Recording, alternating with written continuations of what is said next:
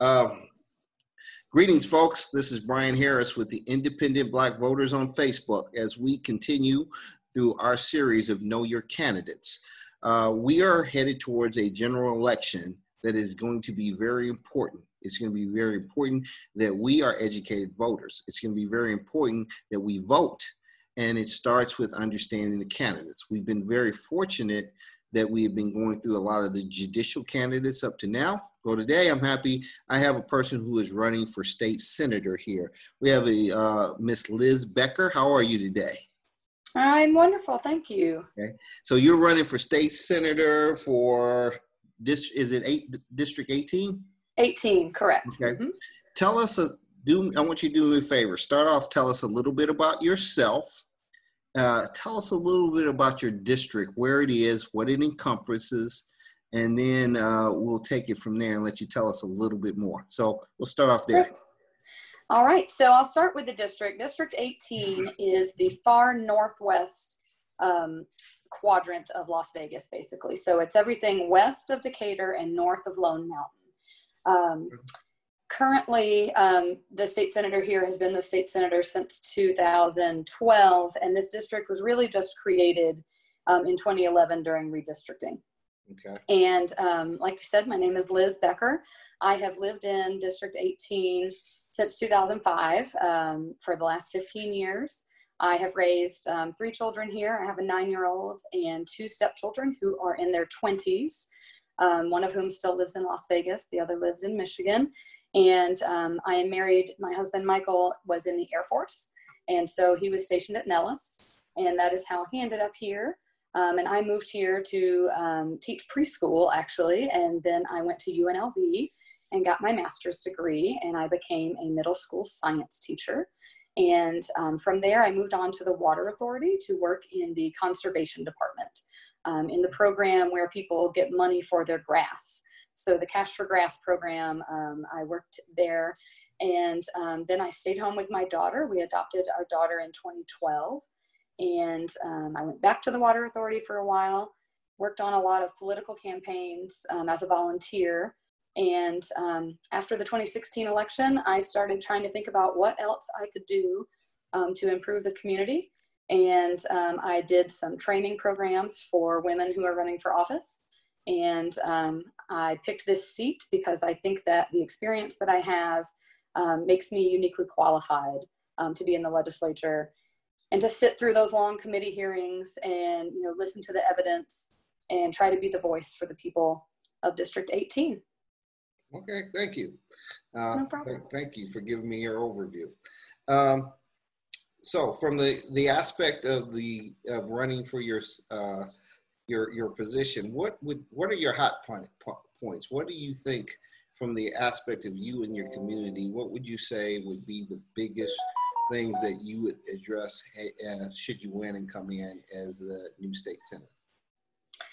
Well, what I think that we need more of in the legislature is people coming from the community who have held positions such as teaching or in science. And I think that we need people who can understand science. And as a scientist, I think that that's one of the biggest motivations for me. My degree is in environmental studies. And so climate change mitigation and drought management is what I have my most experience in. And I think that we need legislators who understand those topics because Nevada can really lead the way. What we have seen with this pandemic is that our economy being totally based basically on gaming and all of our revenue coming from gaming and not having a diverse economy really hurts our community. And we have got to figure out how to diversify our economy and help small businesses succeed and help medium-sized businesses move here so that we can utilize our green energy potential. We have energy potential in wind, solar, and geothermal, and we could be an energy exporter. And if we could do those things, we would diversify the economy, we would create jobs, and we would make the world a better place. So really, climate change mitigation, healthcare is another topic. I am actually a lactation consultant, and so I have worked in the women's health and children's health community as well. We have some real issues to address, especially with disparities for communities of color and the care that they're receiving, not just access to care, but the quality of care. We have strides to make there. And then coming, from an education background, my entire family is educators. My mom's a guidance counselor. My grandmother was a public school math teacher, and I had countless aunts. I don't even know how many are teachers, and my dad is a history professor. So I've seen the education system from the inside, and I think that we've got some improvements there. And I think that I have something to give in all of those areas. Okay, great. Well, this is the Independent Black Voters. So I'm going to tell you what we focus on a lot are the issues in the Black community. And again, I don't say people of color, while everybody is obviously important. We focus on the issues in the Black community. Obviously, there are a lot of things going on today, both nationally and right here locally, when you look at of what's going on between police brutality, but really between systemic racism and just an awareness now that we have problems that we need to fix. So what I'm going to ask you is give me your thoughts of what's going on today, your opinions, and then tell me from a senator point of view where you think, being in that position, you can help address some of these issues. Because we are not the Review Journal. Yes. Well, I'm glad. Thank you for not being the Review Journal. I don't think we need another one in town. So my district has Arborview High School in it. And as you know, there was an incident where white students targeted Black students, on social media, and it was not dealt with in the school. There was a lot of discussion. I went to all those board meetings about implicit bias training, and, we need implicit bias training. It was not an implicit bias problem. It was a white supremacy problem. And I think that we need to address the issues that we have with the words that accurately describe them. There is no level of implicit bias training for your teachers that's going to change that. We have to talk about being anti-racist. And someone who's in my position as a white woman has to use the position that I have to push to change things. I have a Black daughter. My daughter is adopted, and that's how I got into lactation, because I wanted to be able to breastfeed her. And to do that, I had to seek out a lactation consultant that was willing to basically teach me how to pump and breastfeed for a child that was not born from my body. And to a lot of people, it's a touchy subject or something they don't really want to talk about. But for me, it's something I like to talk about a lot, because I sought out my lactation consultant. I wanted a Black lactation consultant, and there is one Black lactation consultant in town. And the reason I mentioned women's healthcare before, Black women in the women's healthcare system are treated differently than any other race of women. And you can see that in their outcomes after childbirth, and with other things like blood clots and pain management. Black women specifically have worse outcomes in our system. And so those are things that I want to be able to address. And I think that we have to name them for what they are, like you said, and, just not tiptoe around the issues. Because today I watched Congressman Lewis's funeral, as I know so many people did. And it really just fortified in me the reason that we have to keep pushing, because we are not there. We may have come far since the 60s, but we are clearly not where we need to be. And there is a lot of work that needs to be done, and it's not going to be done with platitudes. It's going to be done by addressing issues head on. Okay, great. Good start. And now I'm going to flip the switch and tell you a couple of things. And then tell you, one of the things that we are doing here at the Independent Black Voters is, number one, seeing where your head is for a candidate, and hopefully potentially opening your eyes to some of the other issues that are directly related to our communities, and get support from both the state assemblies, the senates, and everybody to start realizing what's going on. Systemic racism, as I tell people, is really about economics. It's who ends up within systemic racism, as I explain to people, is been ingrained, and it's something that people have to specifically make a point to break down the barriers that continue to hold up systemic racism. Yes, I remember the Arbor incident, and that is an incident. We'll come back to that. But one of the things I look to when I talk to people, especially in the state assembly and the Senate, is certain issues that some are both economic based and others are social justice based. So let me start off and say, here's what I look at. There were a lot of rules and things that have been placed by the state assembly, by the Senate, to try to level the playing field, but nothing's happening.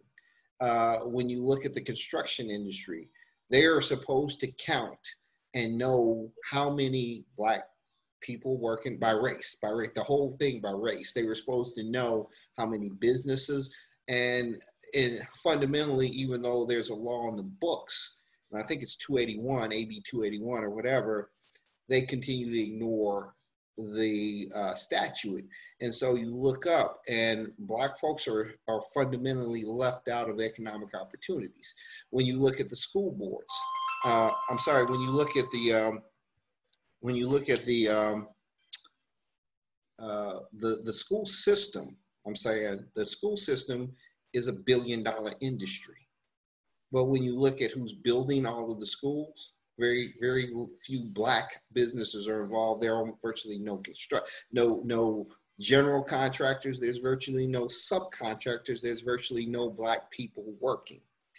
When you look at the procurements, there's virtually few Black businesses that are involved, because I hear a lot of people always talk about, jobs. But the truth of the matter is, we need to have people who are committed to have business equity, where Black businesses are getting an opportunity to do business with the state in all capacities. You look at the universities, they are $1 billion industries in which they have put diversity plans in, but when you peel back the onions, Black people are, and this is not by accident, left off the plate of opportunities. So you'll never get equity, you'll never fix the school systems, you'll never fix what's going on here unless you really start to demand fair and honest equity. If we're 13% of the populace, then 13% roughly of the business opportunities should come to Black businesses, even if we have to create other ones. And yes, I talk about a quasi quota system, which scares the heck out of a lot of people. When I talked to Tom Steyer, he said there's a quota system against you because you're not getting the opportunity. So guess what? That creates poverty. Guess what? That creates crime. Guess what? That creates all of the law and order issues, because those who don't have will take. So I'm looking for somebody, and I'm getting to know you, is people who are going to pick up the bag of fairness of opportunity when it comes to economic opportunities, not the good old boy system, not the same thing. I was a person that approached the Raiders on their community benefits, which we voted for. They were supposed to have community benefits for all. When I asked them how many Black people were working and I asked them how many Black businesses are working, it was crickets, because they know fundamentally they did the same old thing. They came to our community, told us how great they would be and how much opportunity it was going to be, and our community got the same thing. So it's happening across the board. And what I look for is leaders that are coming into the Senate and coming into the state assembly who say, we have a problem. We have a fairness problem, and I'm going to fight for fair and equitable opportunity across the board. We're going to smash the good old boy systems that are there now, and we're going to make sure they happen. Are you the kind of person that can do some of that? So I'm going to shut up for a minute and then I'll go on.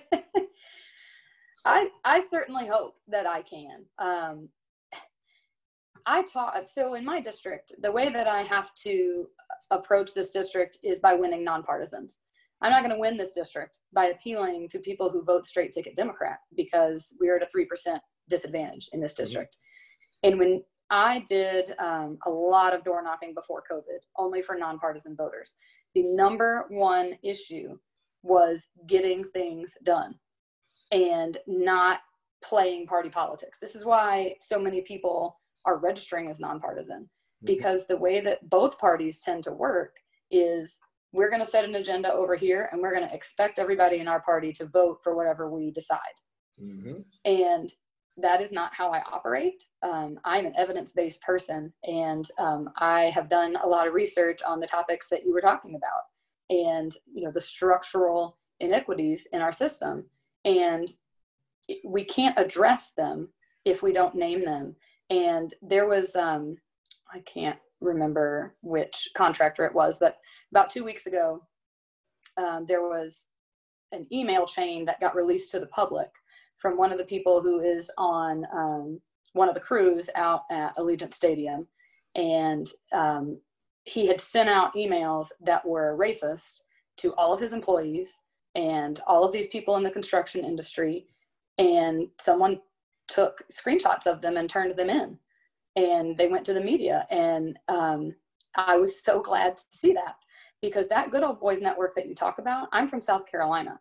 And that Good Old Boys Network ruled everything as you know, in the South for a long, long time.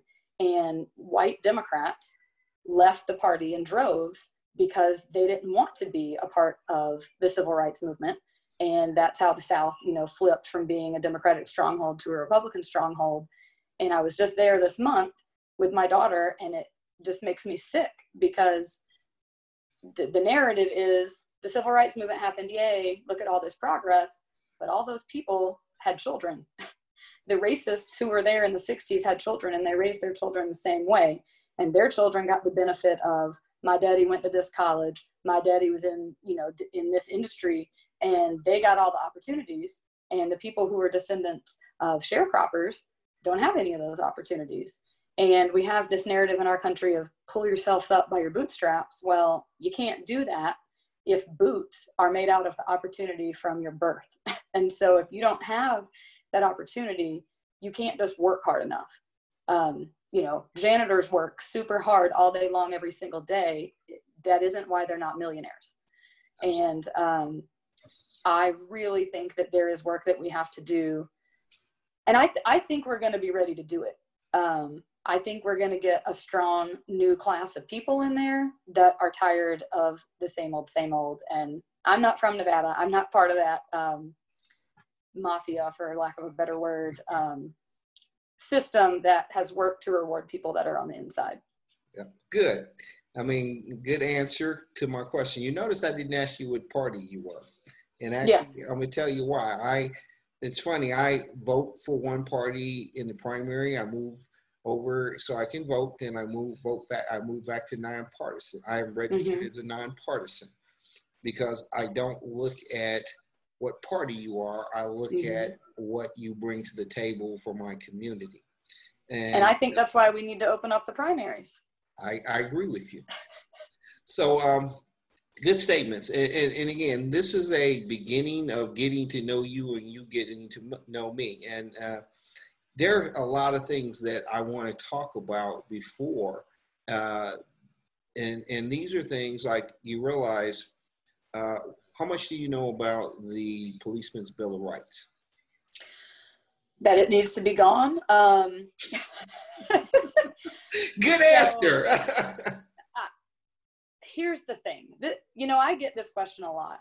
I've just been in this texting conversation with this woman who is the wife of a really good friend of my husband. And we've been going back and forth because, once again, what people say is, we have to protect officers. They're here to protect us. Officers do not deserve more civil rights than everyone else. Absolutely. They do not deserve to sit with an attorney for 48 hours before they answer questions, because regular citizens don't get to sit with an attorney for 48 hours.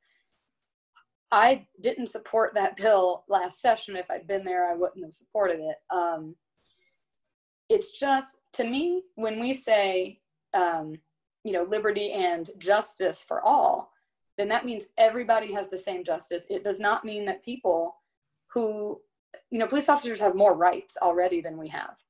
And they have the right to take other people's lives if they can claim that that person was a threat to them. Mm-hmm. And if they have that right, then we have to hold them to a higher standard. Absolutely. And so that is why I don't support giving police officers more rights than regular people. Okay. There you I go. don't believe in that. So, I mean, as I said, and that's the thing we have to look at, because a lot of things, as I said, you look back, and I'm going to talk to you about the community benefits program, which was supposed to, by all process, it was supposed to help everybody rise with the tide. That was voted in by basically the state assembly, and I think the Senate. It was approved, but nobody held them accountable to do what needed to be done. It was almost like, yeah, pass this thing and we're going to tell everybody how great it is, and then we're going to watch football. And, you know, Raiders football. Exactly. We have to have people who are willing to, like you say, ruffle the feathers of even their party, who are looking at the community first.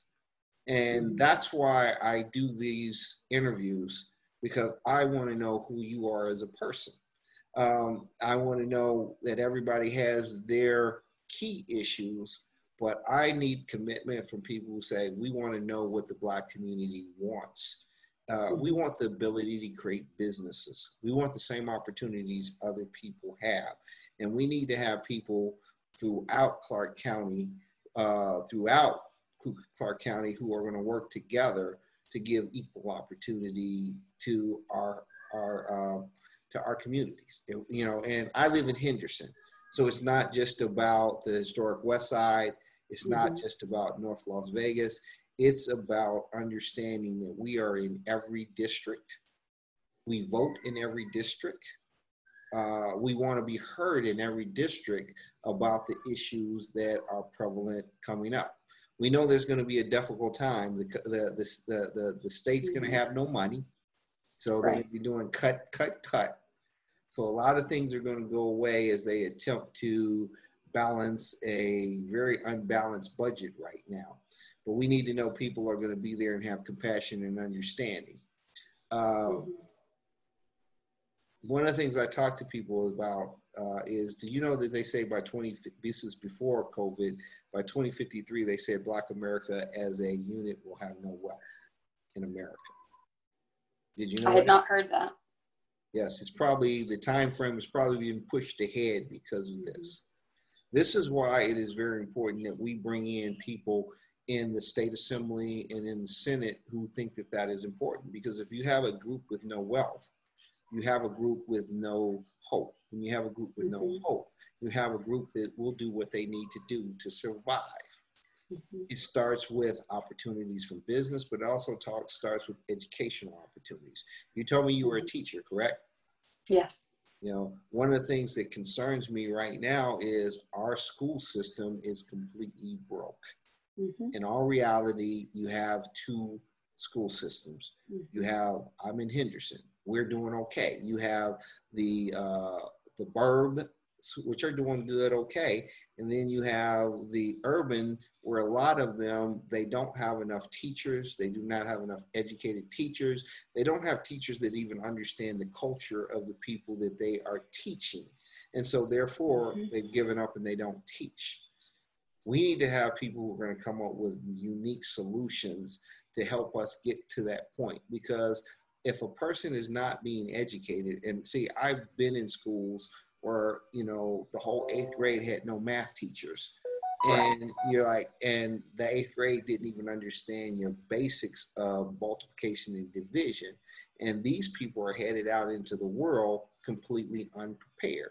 Well, if they're completely unprepared, then they will have nothing but the gutter jobs or the illegal activities to sustain themselves. We have major problems.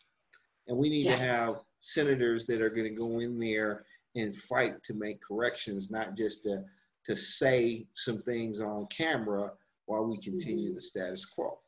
Tell me, so what I've said right now, and I'm going to ask you a question. The independent Black voters, we are going to be here to vet candidates, so we're going to continue to talk to you. One of them we want is commitment that there will be an open door to listen and to work with even before, to say, what is the Black community? What are your issues? Not just Brian Harris, but what is the community's issues? And usually as it pertains to economics and social justice. And if you're willing to do that, that's a step in the right direction. So yes, and I was going to say earlier to you, economic issues are not my strong suit. It's not what I have a background in, and I would love to hear from you, you know, what your ideas are for how we can strengthen opportunities in the Black community and what we need, because, you know, tax policy, economic issues are not the thing that I have the most experience with. When I get on committee, I'm most likely going to be on like health and human services, education, growth and infrastructure. They're not going to want me on the tax committees because I don't have any experience on those topics. But that's where I want to lean on you, like you said, to come to you and ask you what you need. And, you know, what are the needs across the board? Because like you said, we can pass all the legislation we want. If we don't follow it up in the community and make sure that the programs are working, then it's pointless to have legislation. So I plan to come to you and ask those questions, and, you know, my door will always be open to you for sure. Okay. I'm going to give you an example, and we're going to talk this. We're going to do a couple of these as long as you're available and willing to. Mm-hmm. One of my hot buttons is the marijuana industry. And I'm going to tell you why. Disproportionately African Americans were jailed in the marijuana industry. And just like anybody else, if you don't have the opportunities in the legal markets, you go to the illegal markets because you have to feed your families. So disproportionately, now they're letting Black folks out from marijuana. Oh, great. They let them out after they've taken 5, 10, 15 years of their lives. So they'll not be prepared for retirement at all. They locked them now out of the industry that they're good at, marijuana, and they've given it to older white men who have a bunch of money. So they've taken literally a $1 billion industry away from the Black community and given it to another community.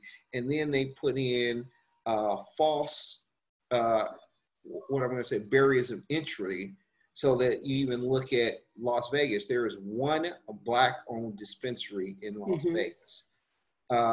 That's not fair and that's not right. That's just an example of the good old boy system. That's an example of the barriers that are put in to keep Black America from being businesses. Many people want to talk to Black America about jobs, jobs, jobs, jobs. And I tell them we had full employment called jobs, called slavery. We want opportunity. We want businesses. We want to be able to not just create the businesses, but hire our own. And that will only happen when you destroy systemic racism, which is an economic-based issue. So we want to look at people who are going to help us, and I'm using that as an example, break open that door. Because I've been to Tulsa, Oklahoma, and I see Black young men who are not rich, who are not millionaires, who are opened up their dispensaries and they're being very successful. But when you come to Las Vegas, it is designed to lock us out of opportunities. So we're going to look for state senators who are going to get up and say, that's not right, that's wrong. And how do we make it accessible? Because the thing about it is when you make it accessible for Black folks, you make it accessible for everybody else too. You get the opportunity out and you get rid of they call it capitalism, I call it greed. That is the design, so only a certain amount of people will actually win. So we'll talk more on that, but that's an example that I think is a very strong example of systemic racism. And the government, the Governor Sisolak may not remember it, but I came to a town hall and I made a statement when he was running about opportunity in this growth industry called marijuana, so that they were more participation of Black-owned businesses. We need to have people who are willing to look out for everybody, but us too. Just as people are cool about talking about women, and I love women and their opportunities, don't call me people of color. I'm a Black man that wants to understand how my community, the Black community, will rise. Just like the Asian community is focusing on the Asian community, the Hispanic community is focusing on the Hispanics. Talk to me about fair and equal opportunity, not just but for me, but also do it for everybody else too, if that makes sense. It definitely does. This summer, I have been trying to read as many books as I can while I have time to read anything besides committee reports. And I just finished Stamped from the Beginning, Ibram X. Kendi's book, and Just Mercy And both of those books talk a lot about that. And the discrepancies in, drug use is distributed basically equally by race in this country. So the same percentage of Black people in this country are the percentage of Black drug users, and the same percentage of white people are the percentage of white drug users. But when you look at who goes to prison, it's extremely unequal. And another story from when I was home, I was sitting at my mom's kitchen table. They brought in the newspaper. I opened it up. There were 8 or 9 mugshots of young Black men. They had been busted in a drug ring. And somehow all of them were Black. And they were selling those drugs. Couldn't have been to all Black people, because I know who the people in my community when I was growing up who were doing drugs, and they were my friends who were white. And I don't see them getting busted for drugs. And, when you're on a college campus and you see who the marijuana users are, by and large, it's white people. And that's not the people who end up doing time. And it is not acceptable to me. And I'm going to go back to what you mentioned before when you talked about people then getting out of prison and they've taken their life from them now. It's not enough to just let people out because you've legalized marijuana. And then what are those people supposed to do? What jobs are they supposed to have? There has to be something that we do as a community to make it right. In the book, Just Mercy, the main character, when he gets out of prison, it's like this big celebration when he gets out. And then it's just like every other person who's been falsely imprisoned when they get out. A period of depression sets in, because then what are you going to do? And you've already ruined that person's life. So that's why we have to be proactive to make sure we're not doing that to more people. It's not enough to just right the wrongs of the past. We have to make sure that going forward, we're not doing this again. And especially in the marijuana industry, I totally agree with you there. Now we've got John Boehner, coming in, and his giant Philip Morris company is now going to be part owner of all of these marijuana companies, after they fought for years against marijuana because they wanted to be able to sell their cigarettes. And once it became legal in enough states, they jumped on that bandwagon and started making millions of dollars, just like they did off cigarettes. And it's really disgusting to me. Yeah. So I'm there with you on that issue for sure. Great. Well, I'm gonna tell you something. I've enjoyed this conversation. This is the one of many. I'm going to do this one. We will talk offline some more. I thank you for taking the time to give me a little bit more about you and me to get a better understanding of who you are. Because I put out these invites to Republicans, Democrats, Libertarians, everyone to come in. If you want to talk to me, I don't chase people. If you want to talk to me, I will talk to you. If you don't, that's fine. But I remember meeting you, and when I got your email, I said, I do want to sit down with Brian, because I knew that you're a straight up guy and you're going to ask me the questions, and I'm going to have to answer them. And I appreciate the opportunity. And I appreciate you being open. So what we're going to do here, I'm going to let you give everybody your information again, and your start of why people need to consider voting for you, because it's early. And we're going to touch base again. So give me that. I'm going to close, and then I'm going to pause, and we're going to talk for a few minutes. Okay? Go ahead. Okay. Sounds good. So again, I'm Liz Becker. I'm running in State Senate District 18. That's in the far northwest part of Las Vegas. I believe that I'm the best candidate for this seat. The person that is currently in the seat is not very,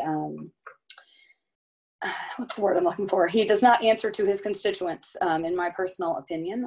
I and a lot of other people have reached out to him on a number of issues, and we don't hear back. And I think that the job of someone who is an elected official is to be the voice for the people of their district, whether or not you agree with people on every issue or any issue. You have to be able to answer to people. And that's what I intend to do when I go up to Carson City. This is my first time running for office. I am hopeful that I'm going to be able to win here, and I'm going to do that by talking to as many people as I possibly can. Because of the pandemic, I have not been able to do all of the door-to-door outreach that I would like to do. I'm doing a lot of phone calling. And my phone number is 702-561-8952. That's my personal cell, and I welcome a call. Even if you don't live in my district, if there's issues you want to speak with me about, the website is votelizbecker.com. My personal email address is also there. So if you want to reach out, I would love to speak with you. Thank you, Liz. Again, every time I do this, I get to know more about people. So we're just starting to do the dance, and I know a little bit more about you than I knew an hour ago. Folks, this is what we do with the Independent Black Voters. If you see my shirt, it says, "Never apologize for your Black thoughts or your Black loyalties." We have to focus on our community rising with everybody else's. I am unabashedly focusing on what we need to do to create economic wealth and social justice.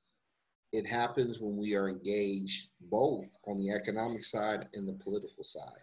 I've said this, I will continue to say this. Black power is a three-legged stool requiring social justice, economic might, and our political agenda, not the Republicans, not the Democrats, but our political agenda. But just as a three-legged stool, if you lose one stool, it falls over. So you can't just focus on economics and ignore politics. You can't just focus on politics and ignore economics. They all work together. Liz, I thank you, because every time I talk to people, I learn more, and hopefully you learn more about our community. We are a community of humans. We are a community that should have compassion for each other. When we start to understand that and we start to love each other, we will see changes in this community. I believe that is what happening now is an awakening. Our president ripped the Band-Aid off of something, and he's forced us to look in the mirror and say, real change must come. The real change will only come if you are involved. I ask you to please watch this and share it with at least 10 friends, 100 if more. We must take the time to be educated voters, and we must force our friends to be educated voters. Because when we are educated voters, we win. When we choose not to vote, we lose. This is the Independent Black Voters as we continue getting to know our candidates. I thank you for taking the time to listen, and we will continue down this road and will eventually endorse our candidates for the general election. Thank you, the Independent Black Voters. Peace. It's not real. Trouble is my middle name. You gotta understand, Trouble is my middle name. So I like people who speak their mind.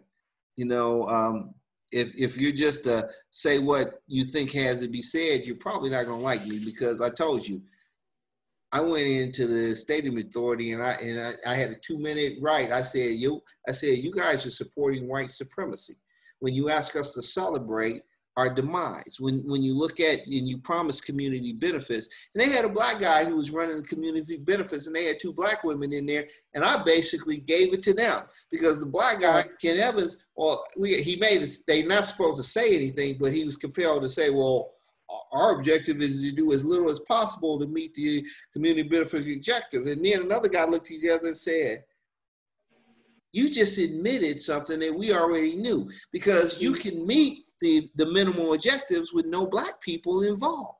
And now they put black people in and put a black face on it so that they can talk about how great they are, but I'm the thorn in their side. And they don't understand that right now I'm still debating if I want to take the heat.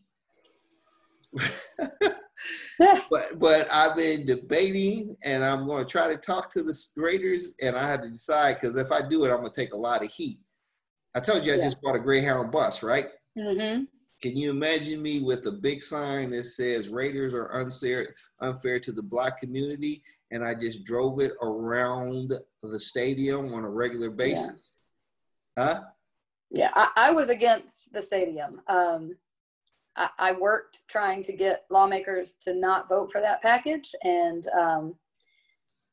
to be honest, I was kind of appalled at how many Democrats voted for it, because I know that a lot of the unions wanted it, but like you said, if the unions, aren't going to support equity in hiring, it's really tough, because I'm not a person that really understands the economics behind, if you give this much money in a tax break, how much money is that going to bring back to the community? And I don't know that there is a science for figuring that out. And unfortunately, as we've seen with the pandemic, things happen. And if you lay out a big plan to attract businesses that involves you giving away all of the taxes that you normally would get from that business, then you've just cost your community a lot. Yeah. And you have to think about what you're going to get in return. And I don't know. And they get rid of the farm. Gita Neal was one of the few people who voted against it. Mm-hmm. And she caught a lot of hell for doing that. Yeah. She caught a lot of hell for doing it. But yeah, I'm in perfect agreement with you there. So anyway, we'll talk some more. It was a good talk, okay? Yes, it was wonderful. I will speak with you soon. Reach out anytime. Will do. Thanks. Okay. All right. Bye. Bye, Brian.